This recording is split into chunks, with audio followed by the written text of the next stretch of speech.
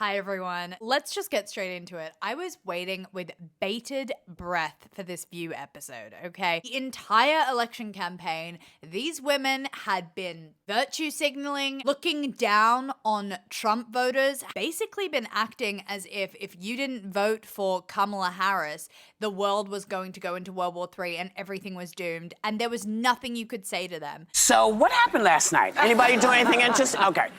The 2024 presidential race ended yesterday, and this is what the country and the world woke up to this morning. And also what I noticed is they had a lot of people this season with no differing opinions. So they were completely in their echo chamber. Even Alicia Farah, who is meant to be the token Republican on the panel, said that she hates Trump. She completely basically denounced him and even made a whole video and podcast series claiming that she was going to vote for Harris, and this is the first time she was going to vote for Harris. So the whole thing was a catastrophe to begin with. Yes, they had been in their own echo chamber, and they had forgotten about the world that they had left outside. New York included. That state even reported massive swings towards Trump for the election.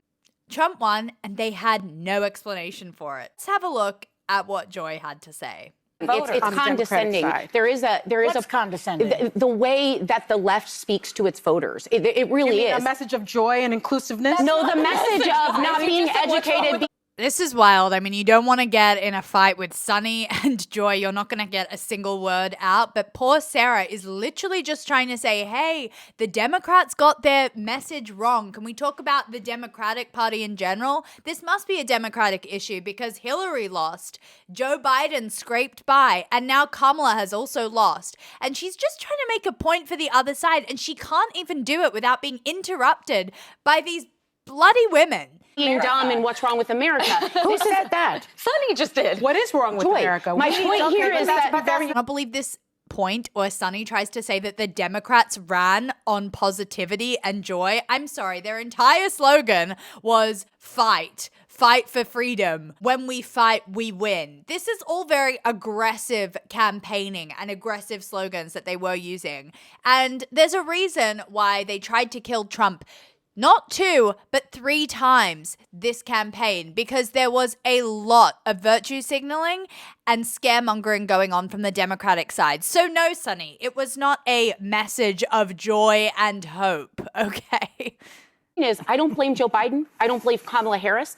Go back as far as you want. I blame a messaging within the Democratic Party. You don't blame the Republican Party Can I just finish my point, please? I obviously have a problem. Anyone has a problem with Donald Trump. The bigger question should be, yes, Sonny, why did they vote for him? Yes. In sweeping. So they need to be introspective.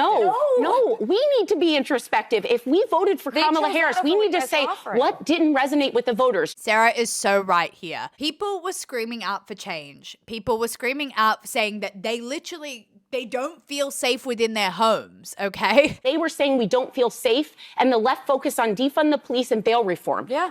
And what was Kamala Harris campaigning on?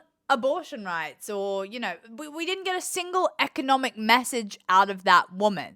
They voted because they needed help in their everyday lives. But Sarah, the majority of this country, because every stat coming out on the people willing to self-reflect are showing these. Oh, wait, they're going to say I'm a racist and a misogynist in the exit. Sarah is being very introspective, which is something which is rare on The View and very rarely seen on that program. And she's actually asking valid questions that all the Democrats should be. The Democrats should have a very long, hard look at themselves and say, why did this colossal loss happen? You lost the House. You lost the Senate. How bad can it get? It can't get much worse than this. What are they doing? They're literally not listening to her and just fighting up against her as they do. There was a border bill, though. There was a border bill. Yes, but Joy, my point is they screamed and screamed and screamed. They didn't vote for him because he's a racist or... I mean, most people at this point are just hate watching The View. They're not watching it in a serious way, I can tell you that much. May I speak?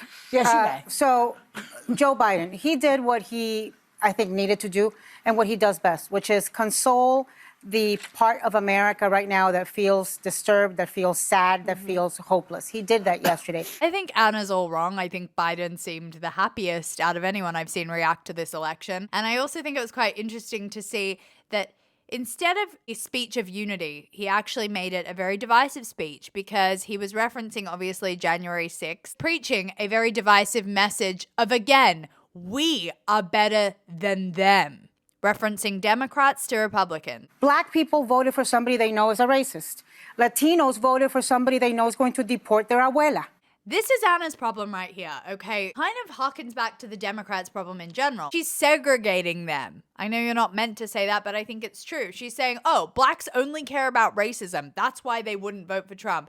Oh, Latinas only care about illegal immigration because their grandma is an illegal migrant. That's literally what she's implying there.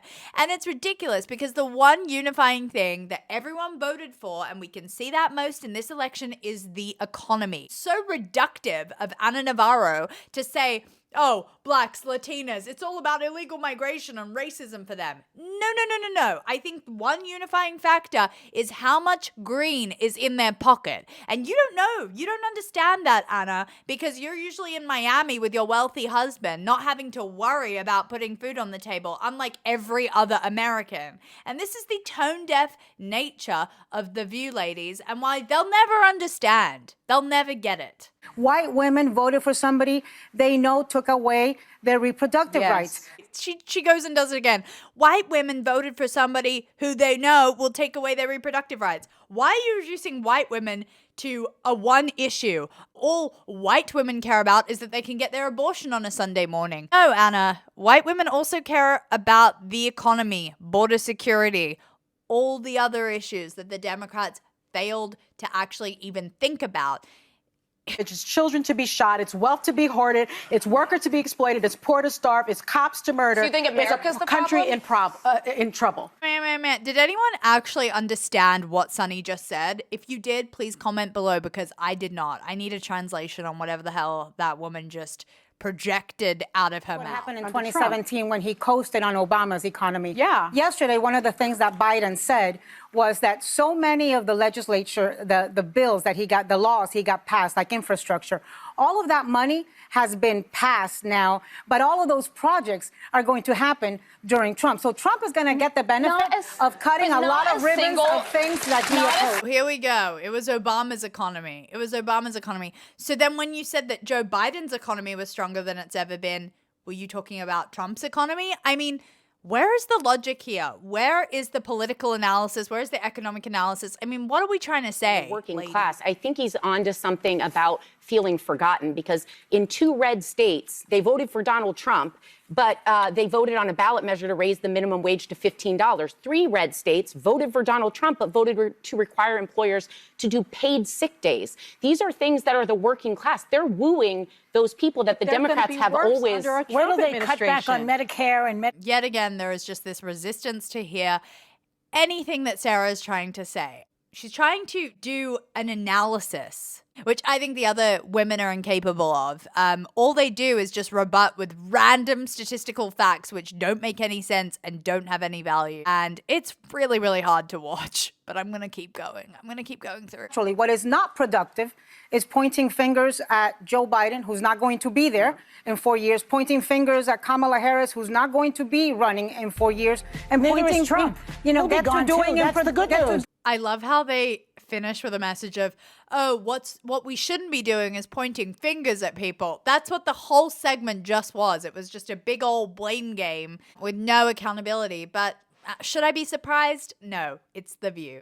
If you want me to react to anything else, just pop it down in the comments down below. I'll do my best to watch it without exploding. This was a really tricky episode to watch, but I was also looking forward to it because they had it coming. They really did. And I think everyone that was silently hate watching like me throughout the election period will know that I think they basically just got owned. See you guys next time. As always, let me know your thoughts in the comments down below.